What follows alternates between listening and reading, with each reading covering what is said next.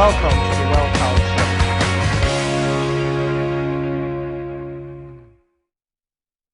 Hello and welcome to the Well Child Show. My name is Claire Henshaw and I am your host for today. Kemak, my dear friend, is behind the scene, directing and ensuring everything goes excellently well. We'll go on a quick break and we'll be right back.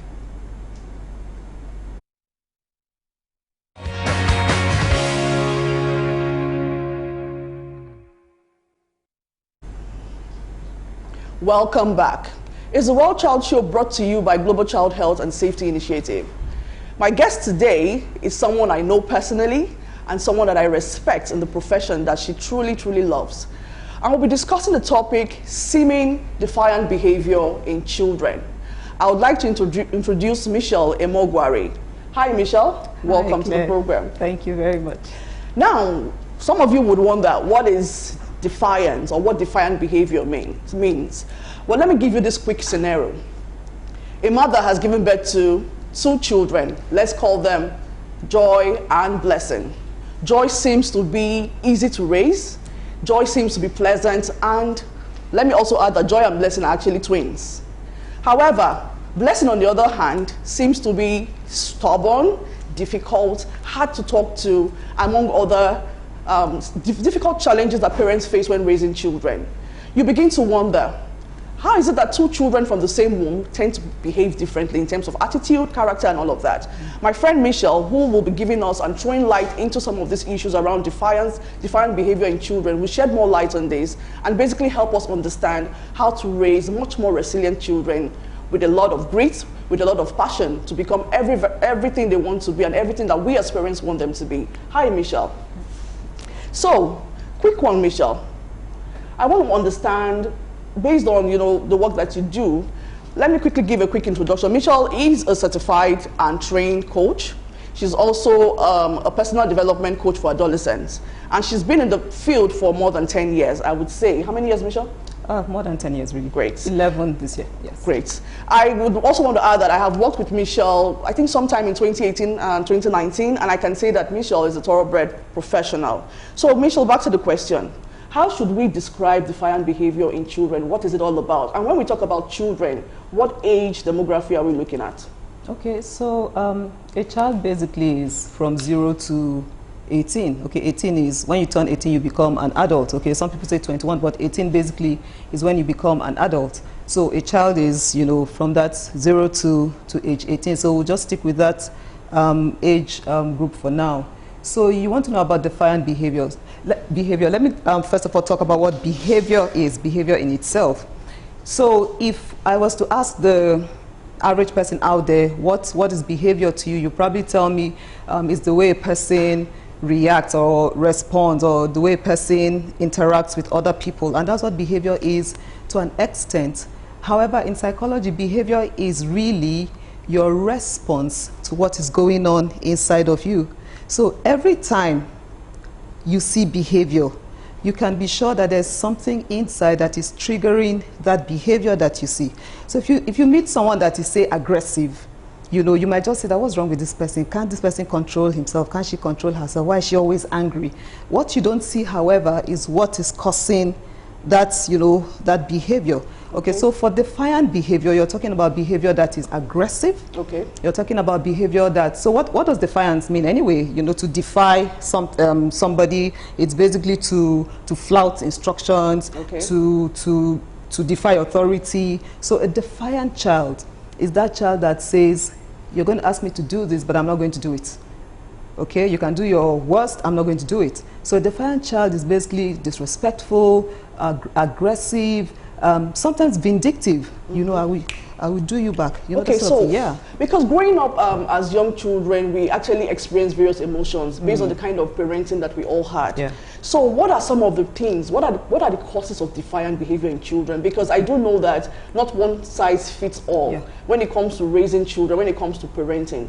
What would make a child be defiant? What are the factors that would make a child defiant? Right, so I remember growing up, one thing that people said, when they see a child acting so disrespectfully, they'll say, oh, that's a spoiled child. True. you know. But there are so many reasons why a child might be defiant. And one, and I'll quickly talk about this, it's not my area of expertise, but I have some knowledge about it. Okay. So a child could be defiant because that child has some psychological disorder. Okay. So for instance, there's something called ODD, that's oppositional defiant disorder. So even from the name, you can tell what that disorder is about. So a child who has ODD will be aggressive, will be disrespectful, will have anger issues. You know, you looking at that child, you will say this child, you know, was not properly brought up, but there's something else, you know, that going on, yes, affecting causing that problem.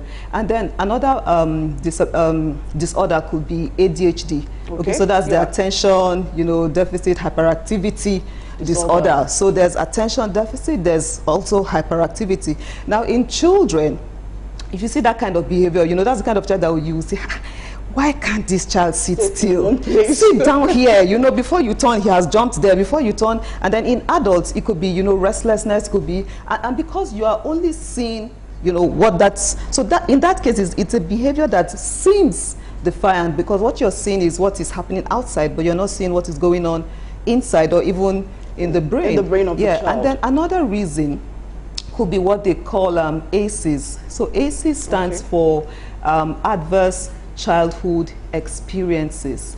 So under ACEs you have, so ACEs are those negative experiences that a child goes through. So you have something like parental conflict. You know, sometimes people think it's only when, you know, parents are engaged in, you know, actual physical violence that there's, you know, conflict. But even that silent treatment that you give to one another, the tension it creates in the home. So you put that child in a state of high alert. Imagine constantly being on high alert, what it will do to you. So initially as a child, you'll be afraid. Later, your fear might turn to anxiety. Okay, are we going to have peace today? Is something going to happen? Is somebody going to snap at me? Am I going to be beaten? And then from anxiety probably becomes depression. And when you see that, oh, this is not changing, it probably turns to anger. And then at that stage of anger, you begin to see the child acting out. So in school, somebody says something, you know, not so serious, and the child lashes out, you know, and then you're like, what is wrong with this? But don't you think, for me, the way we were raised and the way we are now raising children within our own generation, don't you think there's a sharp contrast? Because during our time, we would often be shut up when we want to say something, when we have an opinion. We would often be, you know, basically just shut down, and we will not be allowed to express ourselves. And during our time, I find that a lot of us have had a lot of suppressed emotions. I recall one time that I, as a teenager, or after primary school, I think, I was often always upset with my mom, and then I told my dad I wanted to go to boarding school because I didn't want to be with my mother. Not because I didn't love my mom, but because I just felt that she was being too hard and too harsh in terms of trying to discipline us. And I think sometimes, isn't there a risk that we could be basically labeling the child as defiant when actually what that child needs is attention, knowing that such kind of attention is often very scarce within the African context? Oh yes, so that's where I was even going to, I'm eventually going to talk, you know, about that. But the truth is, every bad behavior really is a cry for help. Okay. So I saw this quote once, and it says, a child who is loved at home goes to school to learn. But a child who is not loved at home, now when I say who is not loved, because I mean every parent, you know, loves, you know, his child, loves her child. So, but when I say a child who is not loved, he's not getting that attention, he's not getting that, you know, affection. That child goes to school to get love. And usually the way they go about it is in the most unlovable way possible. So that's the child that is constantly seeking attention, you know, causing chaos, you know, fighting, getting angry and all of that. So really, that behavior, that defiant behavior, is the cry for help. Okay, another question I would like to understand is, does parental, what I mean here is this, does poverty, does lack have anything to do with basically adding much more challenges to raising up children, to the extent that they now become so defiant? What are some of the things we should be looking at when we look at poverty, when we look at lack, when we look at lack of resources for parents to, you know, basically bring up their children the way they would want to do that? What role does poverty and lack of economic status play in this case? Yeah, so you know, I talked about ACEs. So extreme poverty is one of those ACEs. Great. Yes. So it's one of those ACEs. And in fact, the ACEs, the ACEs thing is so serious, and I wish we, knew more about it. I wish we talked more about it, because it's not just the fact that you could become defiant because you have ACEs. It could even shorten your life. Really? Oh yes. Wow. So there's statistics to back that up. So in England, I'm not sure what it is here in Nigeria, but in England, you have like 50% who have at least one ACE. And if you look at the way, children are raised, you can be sure that it will probably be the same. But you have about 50% who have at least one, and your life can, be shortened by as much as. So you have people who have, so between 60 to 80% of their lifespan, let me say, can be cut short because of ACEs. So you could actually die younger as a result of ACEs. Exactly. Well, these are important issues we actually do not discuss. So what role does psychology play? Because we have a lot of young graduates that have studied psychology as a course. Yeah. Many of them are, of course, working in the banks and other sectors. Would you say that this is an area where we need to start to ensure that schools, for example, begin to hire psychologists in their own system, and parents begin to embrace the issue of mental health to support situations around defiance? Because you have mentioned a couple of issues. We've talked about ADHD, we've talked about ODD. Right. These are actually real issues, severe issues that we actually take for granted. And I do know that within our climb, we don't take issues of mental health very seriously. So how would parents basically identify in the early stages what a child is going through? And I'm talking about an ideal situation whereby the child has everything that they need, supposedly. Right. How would parents manage situations where they start to notice defiance or defiant behavior in their children, particularly children that are aged between 3 to 17 years old? Okay. So what do you do in essence? So there's a problem there. The thing is, you have to be attentive. So that's just, for me, that's even the easiest thing to do. You have to be attentive. So again, a child who doesn't have love will seek for attention. True. And sometimes it's, what eventually causes the defiant behavior. So you have to be attentive, first of all, and then you have to bond with your child. So that's what I, want to do with parenting. I want parents to begin to bond with their children. So it's really about bonding. What I find happens is when a child begins to exhibit defiant behavior, we as parents, we want to sort of, suppress the child. You are stubborn, I told you to sit down here, you won't sit down, you don't listen and all of that. But really what that child wants to do is express, himself or herself. And there's nothing wrong with that as long as it's within safe boundaries. So one thing you want to do as a parent is allow the child, some space. You don't need to cage the child. Give the child the freedom to express, but just make sure you're guiding and that it's within safe boundaries. What applies to a 3-year-old applies to a 17-year-old. So you have parents who, your child is 15, but you're still, caging them the way you did when they were 3 or 4. So as the children get older, there are certain liberties that you need to start giving them. I know of people who their children are married and they still go to their houses and say, I don't care if you are married, I can slap you, I'm your mother, and things like that. So Okay, Mitchell, we'll go on a quick break because I have a very important question that I want to bring to the fore right now. But let's go on a quick break, and then when we return, we'll continue our conversation with Michelle. We'll be right back.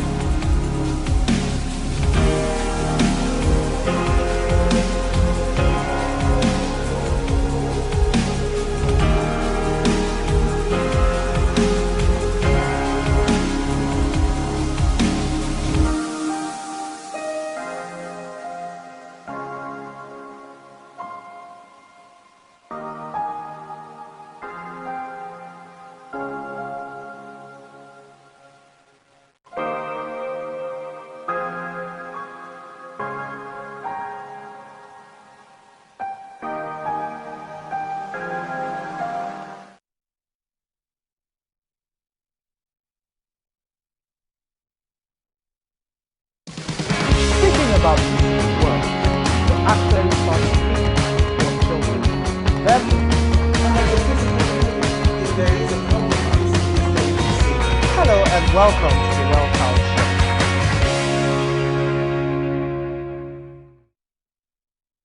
Show. The Well Child Show, brought to you by Global Child Health and Safety Initiative. Today we have a friend and someone that I truly love in the house. Her name is Michelle Emogwari.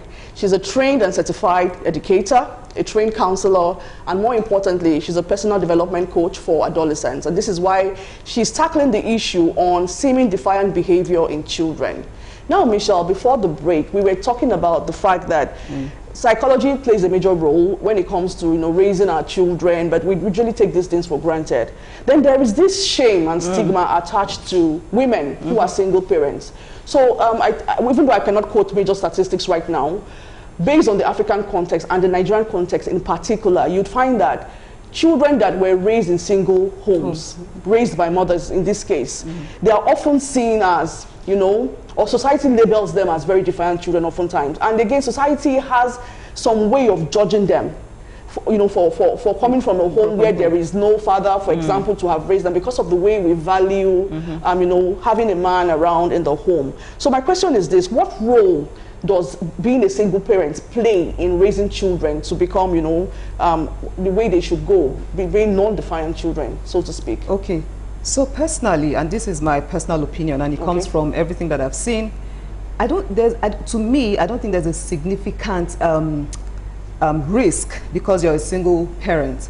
Now, if you could be married, you could have your husband in the house, but the man is emotionally absent. Now, there's something called the father wound. Okay? The father wound is, that emotional pain that a child suffers because the father is absent. Now, being absent doesn't necessarily mean you're physically absent. You could be in the house and all you do is, your business. And a lot of African fathers are like that. Many of them don't really bond with their children. And it's not because they don't want to. I think somehow they don't know they should. And they have this, I know I've heard a lot of men say, it's a woman thing, go and meet your mother, go and meet your mother. They don't really understand the role that they have to play as a father. So most times men are focused on the money, I have to get the money, and so it's like they've been profiled to do that. So it's not really about a father being physically present. So you could be physically present, but you're emotionally absent, and what causes the wound is your emotional absence. So if you're separated from your wife and you still make an effort to talk to your children, to provide for them, to let them know that you're available, they can talk to you to a very large extent, those children will still turn out well. So being a single parent in itself is not the problem. Why that question is important is because for me, it's the shame and stigma attached to single parenting. So there's a thin line between, I don't know if this whole defiance thing has levels to it. I know there are severe situations like ADH and all of that. But don't we run the risk of labeling a child as defiant if, for example, the child is just being super expressive, super curious? For example, I have two daughters. My first daughter is as calm as a dove, but equally very strong. But my second daughter, it's almost a thin line. The way I would put a rein or a leash on Naomi, Nicole, my first daughter, is different from Naomi. Naomi is assertive. She has a very strong personality. How do I ensure, to a very large extent, that I don't cross the boundaries of pushing her, basically clamping down on her expressiveness? A lot of parents miss it at this point. I know that I suffered that to a very large extent. People termed my assertiveness, my opinionation, my strong opinion to be defiant, because I would oftentimes say no to things that I knew were wrong. But because it was an adult saying it to me, they would see it as being stubborn. So we run the risk of, for example, labeling children to be defiant when in actual sense they are not. They are not. So what should parents look out for? What are the strong characteristics of a defiant child that parents or caregivers or teachers should look out for when basically handling difficult children? Okay, so for defiance, it's when the behavior now becomes persistently over time. And when that child becomes a danger to himself and to other people. So that's defiance. Every now and again, even your normal child would talk back. Your normal child would once in a while not do what you ask them to. Your toddler will throw tantrums. Those are also defiance, right? It's defiance, but that's normal behavior. But when it becomes persistent, over time, and then there's a danger that this child might hurt himself or hurt other people, then you need to start getting worried. Great. Yes. This brings me to my next question. Yeah. When we were in secondary school, corporal punishment was seen as a thing. No. So corporal punishment would happen, and it would be so severe that sometimes you would find young students, teenagers, with cane marks. For our elders, some parents would say, yes, good for you. But don't you think corporal punishment and severe, those kind of tough discipline methods that we used back then, don't you think they also add to, fueling the situation around defiant children? Yeah. So I think it does. I think it does. So what then are some of the things that teachers or caregivers or parents should look out for? At what point should they spare the rod and rather use some form of milder form of discipline to basically train the child? What should they do? I think from day one. Okay, so I have to say this because sometimes it will seem like one is speaking from both sides of the mouth. so when I started having children, I knew that, okay, I said to myself, I'm going to spank them if they stepped out of line, because I was spanked as a child. So I thought it's normal to spank your children. But the thing is, with spanking, with beating, at what point is it enough? Because it's not sustainable. My first child is 15. Can I beat her at 15? The girl is taller than me. Like, can I beat her at 15? So if I was to do it again, and it's not even as if I was, like beating. I had a cane that I just used to threaten them. I hardly use it. But if I was to do it again, I'll do without, even the spanking. Because I just think that I think it's just how you train the child. So there are consequences, and I know that some of the things I even did. So for instance, when my toddler wanted something, maybe my phone, I would say no. Of course, they would cry, throw a tantrum. I would give them something, to replace that. I don't want you to ruin my phone, so have this. They might not like it, but then oh, it's lovely. Don't you like it? And because she's a child, it takes more time. Actually, spanking is like the shortcut. Beating your child is a shortcut. Okay. It's harder to sit the child down and say, don't have a conversation. Of course, when they are younger, you can't do that. So with younger children, you can, replace, so don't take my phone, take that instead. So that's a child that you can't really reason with because the child is too young. But as they get older, you can begin to talk to them about their consequences. So a child who pushes and bites, you can say, well, David is having his party, but he's not asking you to come. Do you know why? Because yesterday you pushed David, so he's not asking you to come to his party. So you're not going to push David tomorrow. Mommy, I saw David, I didn't push him. Children, and then you reward such positive behavior, right? Yeah.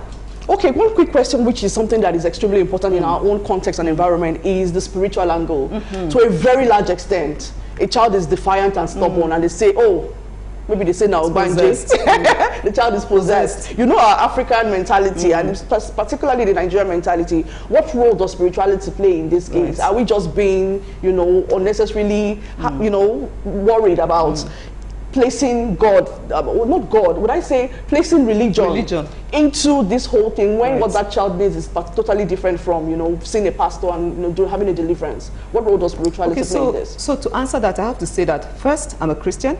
So I believe there's God, okay, and I believe God is good. Absolutely. And everything good comes from God. But I also believe that there's the devil, and there's everything bad that comes from the devil. And in fact, the Bible does talk about children who were possessed by devils and all of that. But I personally believe that many times what we call a possessed child is just a child who is traumatized. It's just a child who needs love. It's just a child who needs to express herself or express himself. So before you start taking the child anywhere for prayers and all of that, have you tried loving this child? And it's not easy even for the parents, because the truth is most times we don't make the connections between what we've done to how the child has turned up. Even the parents who beat and mark their children, they believe deep down in their heart that they're doing the right thing. Nobody brings a child into this world and says, I'm going to ruin your life, I'm going to traumatize you. But we do have such cases though. So let me relate this. Okay. Let me relate this to the issue of rape. Okay. I have had cases where I have interacted with young girls that whoever is bringing that kind of girl to me would say, this girl is too stubborn, and they have not actually taken time to listen to the reason why this girl is acting the way she's acting. And after several consultations and counseling, this child changes. So the child now says to me, I have been raped by someone that I trust. So in 1 minute, can you recap, basically, in a situation where parents have defiant children, how do they react? How do they try to help this child so that they can turn the child back to the right path? Please talk to the camera because this is extremely important. Okay. So for a defiant child, the first thing is to pause and ask yourself what's going on. Okay? Pause and ask yourself what's going on with my child. Now there's something called trauma-informed care, all right? Now trauma-informed care assumes that every child has suffered a form of trauma, you know, at one point or the other. Now, as a parent, you probably will not, you know, have all that information available to you, but the question you should always ask, and that will help you and set you on the right path, is why is my child? So rather than saying, why are you behaving like this? Why are you like this? You should ask yourself, has anything happened to make my child act this way? Is there anything I have done to make my child act this way? And it takes a lot of humility, you know, on our part to be able to admit that maybe there's something I haven't quite done wrong. Maybe something has happened to my child, you know, that I need to investigate a little deeper. We should not react with anger, because that's usually our go-to, you know, emotion when our children are being defiant. Yeah. Thank you, Michelle. I think that's extremely important. But one of the things I've come to realize is that we need to bring you back pretty soon, because I would like us to go in depth into situations that actually drive defiance. And in the Nigerian context, we have so many inferences to draw from. Thank you so much for being a part of the program today. I'm so glad to be out for the first time in several months. It's been 3 months, roughly 3 months that I've been indoors. Nice, yeah. So this is like my first outing in since the corona outbreak, and I hope you're keeping safe. Thank you so much. Thanks And for having me. regards to the kids. So thank you for having me. Well, thank you guys for being a part of the Well Child Show. I would like to call out to our beautiful parents, organizations, corporate organizations particularly, to please support us and the work that we do here. To a very large extent, we know that children need all the love and care and all the mentorship, and we are hoping that to a very large extent, again, you can sponsor us to ensure that we keep this show running. Please, for advert placement and sponsorship, remember to call us on the number on your screen, 0808-330-5051. You can also contact us on the Well Child Show. We are on Instagram, we are on Facebook, and you can also, as much as possible, reach out to us, particularly my friend Kemak, who is the producer of this show, on the number on your screen. We are looking forward to seeing you next week, and we hope to a very large extent you'll join us, and then we can tackle more issues around child safety, because child safety is everyone's business.